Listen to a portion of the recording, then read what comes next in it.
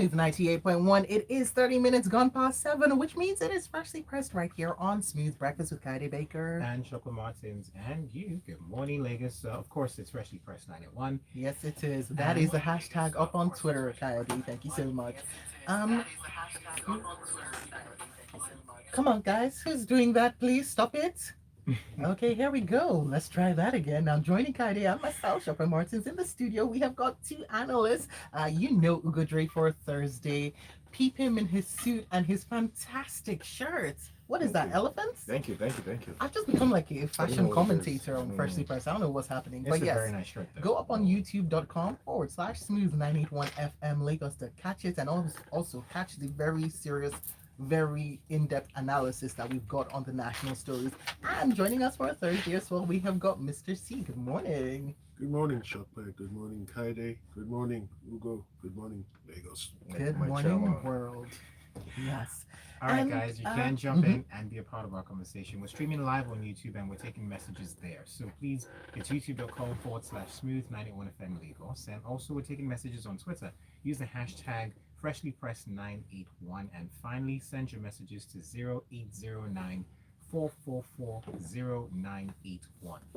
Okay, let's start off the news then. Going to the Premium Times, Reps Mall 500 million naira fine on officials using public funds to seek medical treatment abroad. Now, the House of Representatives passed for a second reading a bill that's going to provide sanctions against public officials using public funds to seek medical treatment overseas. Now, the bill actually seeks to amend Section 46 of the Healthcare Act of 2014, and looks like we're going to have either 500 million naira or 7 years imprisonment for using public funds for healthcare abroad. And the sponsor of this bill, can we have a name, please? Is Sergius Ogunwa, PDP Edo. Let's just put that out there. Mr. C, what say you about this?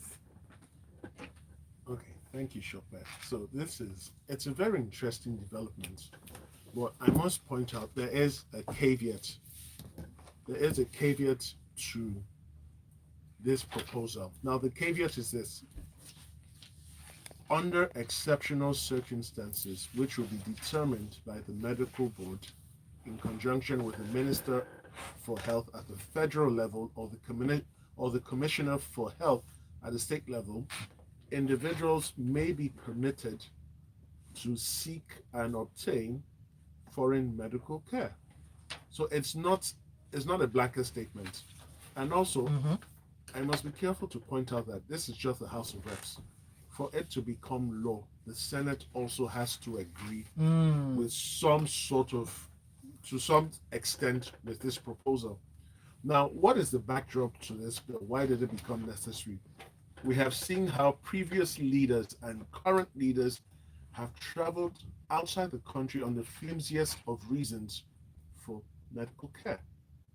And the resultant effect is that the hospitals in Nigeria are not properly funded, they're not properly looked after. The doctors here, they're poorly motivated, and we have witnessed a shocking exodus of nurses and doctors out of the country, particularly to Britain, then Saudi Which Arabia. is making things extremely easy for medical professionals looking to relocate because they need medical professionals. And they're saying, come, we welcome you with open So arms. yes, they do, but what's the resultant effect for the rest of us here? The last take for the Nigerian population, let's even say 150 million. How many doctors do we have to look after a population of 150 million? We've trained over 200,000, 300,000 doctors. How many remain in Nigeria? So this is a good step, but more importantly, how will they make that determination that a public official who traveled abroad did not use public funds? So it seems easy because all you say is provide the bank statement or explain how you got the money. But beyond that, I think just cancel it rather than put a jail term, because some people would take the risk, and if they're properly connected, nothing will happen. Just simply outlaw foreign medical care. If you're sick and the Nigerian hospitals cannot treat you and you cannot get better in Nigeria, we'll bury you. No, no, Whoa. no, no, no, seriously. No, no. Mr. C, Wait, that's a little Mr. extreme, and I C, don't know. we're if going that's, to need you to just qualify that. Okay, so here is my take here. If we're going to get serious about medical care in Nigeria, if we're going to get serious about improving the quality of health care delivery to Nigerians, certain drastic measures will have to be taken. Now, a 500 million naira fine may seem a lot to the average Nigerian and will seem a lot to all of us seated here inside the studio. To some of these guys, it's chicken change. Mm. Now, beyond this, you have to improve the funding. You have to improve the funding and you have to discourage as much as possible the ability or the window of opportunity to travel abroad. Nigerian doctors are amongst the best in the world, and that is why countries like Great Britain, countries like Saudi Arabia look for them. So, Mr. C, I think I get your sentiments, but I disagree with you to an extent. I think it's very important to put some distinction here. Mm. So, fundamentally, everybody has a right to seek medical treatment anywhere. Anywhere. It all depends on how much you have. There are private sector people who seek medical treatment as well. There are public sector people who do it as well. So, there's no point discriminating at that level. However, what this bill seeks to address, and which I 100% support, is using public funds to seek medical treatment Yes. abroad, because that is totally wrong, right? Because what you're basically saying is you are taking away Nigeria, like our money, like taxpayers' money, to treat public officials, and that in its own self is discrimination, because you're not doing the same thing for regular Nigerians Yes. who pay taxes, Mm. right? So that is an offense, and I think that is what should be outlawed, and I guess that's what And the that bill is saying. what Yes. No, no. And the so bill is saying. if you do flout that, then apart from jailing you we can also, or it's either Hold you you're jailed for responsible 7 for a years fine. or you pay Oh. fine, and that fine I think is punitive enough. So to me, I think that's a distinction. No, no, that we Ugo, have. no, no, And we hello, have to so move on to our very next quickly, story. so Thank very- you so much, very- because we do not have time, Mr. 10 C. 10 seconds, No, 10 seconds. not 10 seconds, not even 5 seconds. Thank you very much. 0809 444 0981. Send your WhatsApp messages in. We do need to move on to the next story, so let's do that. Okay, so Ogadre, this one comes to you. It's about investments, and Nigeria attracts $23 billion investments. And of course, this announcement was made by the Nigeria Investment Promotion Commission. And I mean, it goes deeper. You talk about how we're attracting good investments in Nigeria, and well, I mean, I like the fact that it's looking good. What do you think about this? I mean, make no mistakes about it. Nigeria is attracting investments, and that's for sure. You've seen a lot of fundraising rounds go on over the last couple of years, and last year was particularly poignant. We did see a lot of startups, particularly in the fintech space, raise significant amount of money. In fact, there's a tracker that we did. I think total deals or so were about $9 billion in Nigeria in total. However, this report suggests that it's about $23.3 billion in investment. That's what Nigeria attracted in 2021, which Is it a good thing?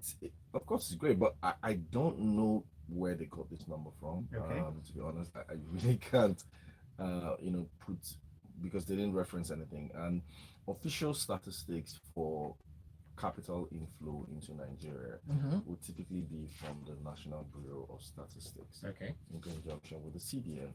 And as at Q3 last year, we had only brought in $4.5 billion in capital importation for the first 9 months of 2021. I don't think we published the full report yet, and I doubt that figure is going to be anywhere close to 20. Is it $23 billion? $23 billion. Yeah. Yes. So that's what. So I don't know how they arrived At at the that last figure. quarter of the year. Yeah, I don't know how to, because and the one thing you really need to understand as well is a lot of the capital that is being attracted in this country, that a lot of this announcement you hear, oh, these guys raised $100 million, $400 million, not everything actually comes into Nigeria. Okay. And the way this money is dispersed is not, In tranches. it's typically in tranches, and sometimes that money is held in escrow in foreign accounts and then gradually released Mm. to the entities locally. So I think what I would just want to be clear about is how they got this money. But in other words, you cannot deny the fact that there has been a lot of capital, brought into this country, and that sometimes makes me wonder when you read a lot of the doomsday stories about Nigeria being a very crazy country, and with all the issues we have here, Yes, what is insecurity it that amongst these guys others. see? Like, there's got to be something that they're seeing that some of us are not seeing, because there's an incredible amount of capital that is being raised, not just for Nigeria, even for sub-Saharan Africa. So there is a market here somewhere that these guys are seeing. And then when you see the kind of numbers that that yellow company and the cement company, kind of Yes, numbers that they are Are making, the kind of doing, sales, yeah. you do think that there is a huge market here. it's the And people, the that's why number, the volume. perhaps that. So that's why you're seeing a lot of capital coming in, and you would think that if the government had its act together, there'll be significantly more capital that we can get into the country. All right, thank you so much for that. Real quick though, if you want to be a part of our show, don't forget to send your WhatsApp messages 09444091. We see messages already from Emeka and Shegun. Yes, Ugo, we see your message. Thank you for that. We've got this one in. Emeka says, Mr. P, even in developed climes, government officials seek specialist medical attention across borders. Whilst Shegun says, at the 2023 election debate, all political office aspirants must be made to promise not to engage in foreign medical care and reveal if they have foreign doctors. Our present and past presidents and governors and families have been on this jamboree and it must be curtailed. Yinka comes in to say a certain former governor once submitted 100 million a year in health benefits since his predecessor was alleged to have gotten about 93 million naira. Is that what we should keep supporting? If you're sick, please use your money to treat yourself, just like I do with my tax. I was at Bagada General Hospital yesterday, and trust me, nothing is free. Imagine paying as much as 100K for delivery. Oh my days, that nothing is free was said in capital letters. Yeah. And this one is in from Danny K, who says you all did understand Mr. C's analysis on the health bill. He was spot on. There's no way to investigate commingled funds, especially in a corrupt society like ours. He analyzed the bill and recommended a better bill the Senate could have explored. They need to make it unattractive, and this will improve ours. And that's what you are all saying up. Well, not you all, but all your messages. We've been reading them up on WhatsApp 0809 440 You can also say something up on the live stream. We are streaming on youtube.com/smooth981 FM Lagos. And of course, hashtag freshly pressed 981 on Twitter. Okay, Ugudre, sticking with you for this story in from the Punch newspaper, foreign betting and lottery firms must pay tax to Nigeria, says the House of Representatives. In fact, the chairman of the House of Representatives Committee on Governmental Affairs, Akin Alabi, who, by the way, we should add, is also the owner of an online betting company, he said that international betting companies operating in Nigeria must pay tax to the Nigerian government. And I'm going to quote him now. He said, we're talking about how foreign operators that have customers in Nigeria are not paying to Nigerian authorities. Like one of the biggest gaming companies in the world, anybody can go there online, register and fund and start playing. So they're making money off of Nigerians, but they're not paying any copper to the Federal Inland Revenue Service, he says. What are you? Yeah, I mean, difficult to disagree with him, and that's because it's an online world now. A lot of things are very digital, and digital companies that have digital operations seem to raise a lot of make a lot of money globally. So you can just be in San Francisco, or you can be in New York or London, and you're making money across the world. Just a lot of briefcase companies. So I think tax authorities across the world have identified, and this is actually not a Nigerian problem. I think it's something that they've seen, and that's why you've seen a lot of countries come together, sort of put up this global tax bill, which of course Nigeria didn't actually sign up to.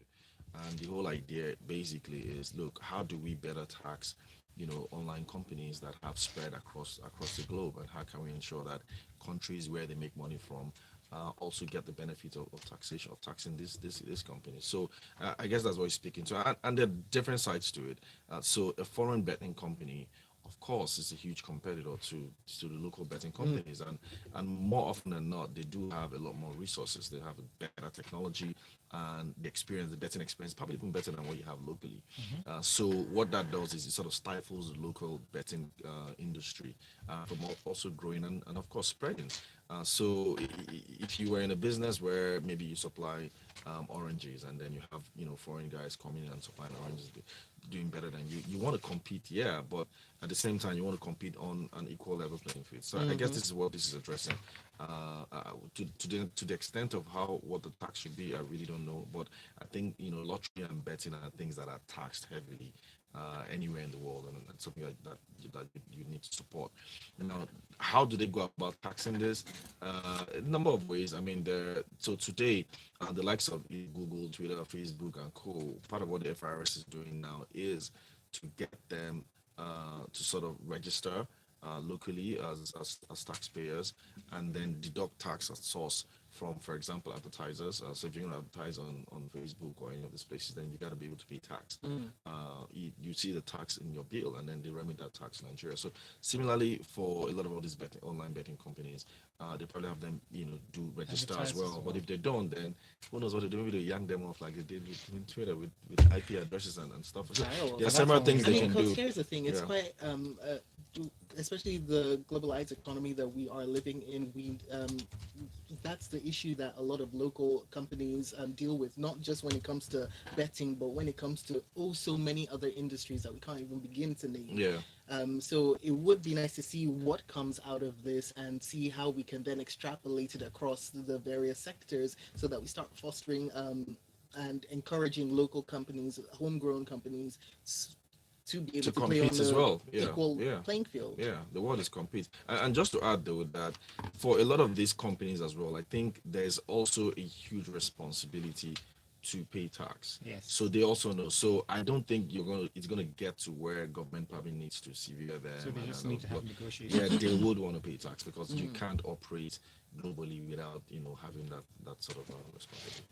So just to add to what Ugo has said, sports betting in Nigeria is regulated at both the federal and state levels. Correct. So you're going to find out that if any of these foreign betting companies were to come into Nigeria, they will be subjected to multiple To the taxation. okay. Because so the tax they would pay in Lagos might not be the same tax they'll pay in Rivers, might not be the same tax they'll pay in Oyo. Different parts of the states. So it's an uncertain So question. you're saying is that they should something have a that- one- That's That's how it something is to be anywhere, considered. It's something to be considered. Which is something that the member did say. Akin Alabi said that no one can do without the other. The federal government cannot do without the states. The states cannot do without the federal government. So he's talking about let's figure out how to tax them, In and we one can way. coexist. It's not about getting rid of competition between these various levels, which will now have a disastrous effect on collecting the tax. But it's a money grab, and you're bringing foreign players into a landscape where the regulatory framework is at best uncertain sometimes. So we need to tighten that up. Yes. Tax Okay. them, man. Tax them. Let's move on to our next story real quick. This is from This Day newspaper. Double registrations to attract 1-year jail term in amended electoral bill. Okay, so any voter who engages in double registration risks 1-year jail term, payment of 100,000 naira or both. Now, this is according to the newly passed 2010 electoral amendment bill, amended bill 2022, currently awaiting the assent of President Muhammadu Buhari. So, Mr. C, I'm coming to you with this one. So, what if there's a mistake? What if there is also a mistake from the commission? What then So, happens? Kaiden, what's a mistake? I'm just saying, because the story itself says double registration. We've seen this happen so many times. So why would any individual register twice? Okay. That's the first question. So if you've registered more than once, there's a deliberate intention to perpetrate mischief because there's no explanation under the sun for registering twice. Let me play devil's advocate. If I registered in Rivers and then I registered in Lagos, then what happens? No, you shouldn't do that. What you should do is you should transfer the registration that was done first in time to the new state. Okay. For example, who goes to the passport office, immigration office, and applies for 2 passports at different points in time? Except if the only reason you do that is if you're up to mischief. Now, there is a provision in the proposed electoral bill, in proposed electoral act, for the transfer of your electoral residency from one location to another, which is very good because in between elections, a lot of Nigerians change locations, change residential addresses. And this is one of the reasons for poor electoral turnout on electoral days, because people who have since moved addresses can no longer vote You're at not the eligible previous. anymore. Yes. So it's a step in the right direction, and I hope INEC will simplify the process for transferring your electoral location before the next general election in All right. 2023. Thank you so much, Mr. C. Okay, we've got messages up on youtube.com/smooth981 FM in the comments section. Baba Femi Onogwason says, guys, don't get it twisted. Many of the foreign investors are here for the cake. They know the ease with which corners can be cut to recoup their investments, whether the business goes well or not. And going over to WhatsApp, Biodun, who's listening from Dubai, says the issue is not with the 500 million naira fine for public officials using public funds to seek medical help abroad. The issue is the implementation of it. Our issue has always been implementation and execution. We've got more of your messages in on WhatsApp, but we've also got more stories. Let's take another one, then we'll see what you have to say. From the Punch newspaper, declares state of emergency on ritual killings. That's the House of Representatives saying this to the federal government following a motion sponsored by Deputy Minority Leader of the House, Toby Okechukwu, who lamented that ritual killings have taken on a whole new dimension in recent times. Mr. C, your take on this? Thank you, Shokman. So, Nigeria has witnessed a shocking increase in killings attributed to ritual purposes. And the background to all of this is a general sense of frustration among the youth, aligned with their seeming laziness to do proper hard work. So, popular media hasn't also helped with this matter because it has perpetrated the notion that through certain rituals, one can get emergency wealth. Yeah. Now, this is simply not correct. And there are AFA practitioners who say that it's not possible. But beyond all of that, some of these seemingly ritual murders might actually be murders for body organ harvesting. So in the Western world, you have donor lists, and you can be on that list for a very long time waiting for an organ. But because they want to circumvent it, there's an illegal body organ market globally. And Nigeria is one of the source markets for body organs. So people go harvest these organs, but disguise the attempt As ritual as killings. ritual killings. Yes, it is worrying, and a couple of ways to get around this is we need to educate the youth. The money will come, but the money that will stay, the money that will last, the money that will be good is the money gotten through hard work. We need to improve the operating environment. Public power supply is epileptic at best or very shoddy. And then the general economic climate doesn't help matters. Every entrepreneur has to deal with power challenges, has to deal with regulatory challenges. If the Nigerian youth could be given hope, then there will be a very few people left who are willing to go the money ritual, this killing route. And for everyone identified and captured and who's prosecuted in court, the full weight of the law should be brought down on the person. All right, thank you so much for that, Mr. C. Let's move on to our next story real quick. This one here talks about the House urging the federal government to implement Nigerian gas policy. This one is from This Day newspaper, and it comes to you, Ugodre. Of course, we've seen a significant rise in prices of gas from last year to this year. So, what are your thoughts about this new bill? It's not new. The gas, I think it's called the Okay. it's not the Nigerian gas policy, NGP, or so as they call it. I think has been on since 2017 or thereabout, and it was meant to replace Nigeria's gas master plan. And the whole idea was that with the new gas policy, that sort of sets gas aside as a different product from oil, which we typically sort of bundle it with, and allows investors coming into gas and harvest Nigeria's huge, natural gas reserves. And because what a lot of people can't seem to fathom and understand is why would it contribute so much? In fact, I think we actually have a lot more natural gas reserve than even oil. why would we be paying so much? Why should gas be a problem in this country? Like why? Like gas is something that should be so It should be in cheap. abundance. Yeah, and in abundance, and it's actually a better way of cooking. And seeing that we're actually a country that loves to cook, and average Nigerian family would cook all the time. So it's just so huge an investment opportunity and a huge job creator that you wonder why there's just so much problem in the midstream sector, as they tend to call it. So, yes, it's about time they implement it quickly. I don't know why But it's when been this delayed. There's implementation just is so done, much, so much politics. what are we looking to see if it's done? Reduction in price, reduction in price. You should see reduction in prices of gas, and then you should see a lot more companies get into that value chain. So you should see a lot more investors coming, to harvest a lot of the gas reserves we have. You have a lot more wholesalers, a lot more retailers. Distribution is a lot better. Pipeline gas into people's homes. So it just creates a whole new market entirely. I mean, imagine a gas market that is similar to what you've had with the revolution in the telecom sector, even in fintech sector. That's crazy, man. So that's what this is meant to do. But just as with most government things, it's just somewhere in someone's school. It's taking time. That's why they're saying that we got to implement this fast because we already are seeing the effect on the cost of goods and services, particularly food. Shukran.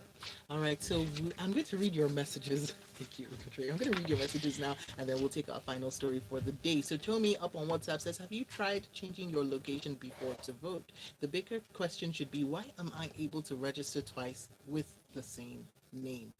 That is the question. Good question. All right. Messages in Sarah too from Ogun State says, if only the government would improve the healthcare system, there would be no need for people to go on medical tourism. Also, Gilbert Musa from Festex says, in 1990, Nigeria made good returns in the oil spill during the Gulf crisis. What impact did this make to the average Nigerian? What projects can we point to physically on the ground? This is aligning with the FDI money-making news yesterday. Gary Nelson comes in to say double registration is sometimes instigated by the staffs because the transfer process is not as smooth as it should be. And this one from Paul says, good morning. What happened to when someone loses his voter's card and registers a new one? Did he break the law? That's the question he's asking, basically. And All right, Taj says, on the issue of ritual killings, we cannot take away the effect of social media on the mindset of our youths. Now let's move on to this article from the Punch newspaper. Adulterated fuel, marketers fear court cases, federal government hints at compensation for damaged vehicles, and also there has been apparently a rush of attacks and arrests. So this according to the president of the Petroleum Products Retail Outlets Owners Association of Nigeria, Billy Gillis Harry, who said that the situation actually got worse yesterday. He said there, and I quote, there are customers who have problems with the products they bought and are suing our retail outlet owners. They are already arresting retail outlet owners and not the NNPC, but obviously he says that they're being arrested because when the vehicles go bad, they will try and hold someone accountable, and the first person that they'll see are the retail outlet owners. All right, Mr. C, your thoughts on this, because it is quite a long article with many different facets. Okay, so very quickly, I'm going to start with the arrests. The arrests are wrong. If you have a problem with a petrol station that has so bad feel to you, your course of action should be to head to the courts. In Nigeria, we like to resort to self-help. Self-help is not the way to go. It's a civil claim. Even if your car has been damaged, go to court, not to arrest the person. Now, beyond all of that, yes, the government should pay compensation because it was a subsidiary of NNPC that brought in the bad petrol. But I fear that for people who go to court who do not even get receipts for the said transaction, how do you then establish you are the petrol station on that day that you bought petrol from XYZ petrol station?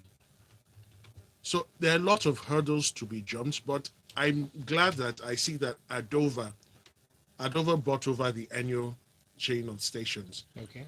The CEOs there said they had compensated 134 motorists whose vehicles were damaged as a result of petrol bought from Adova stations. But beyond that, how do we ensure that this does not happen again? Because I was reading part of the report, we weren't testing for ethanol or methanol before, which is quite shocking. So now they are.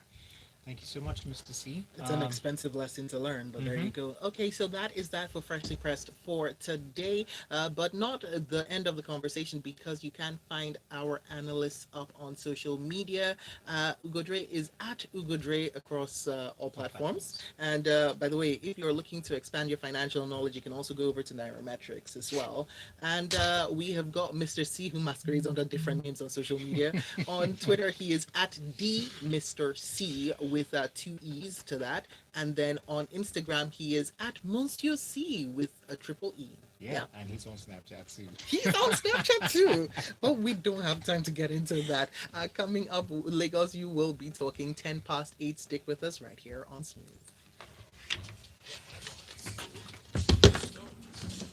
All right. So they're accusing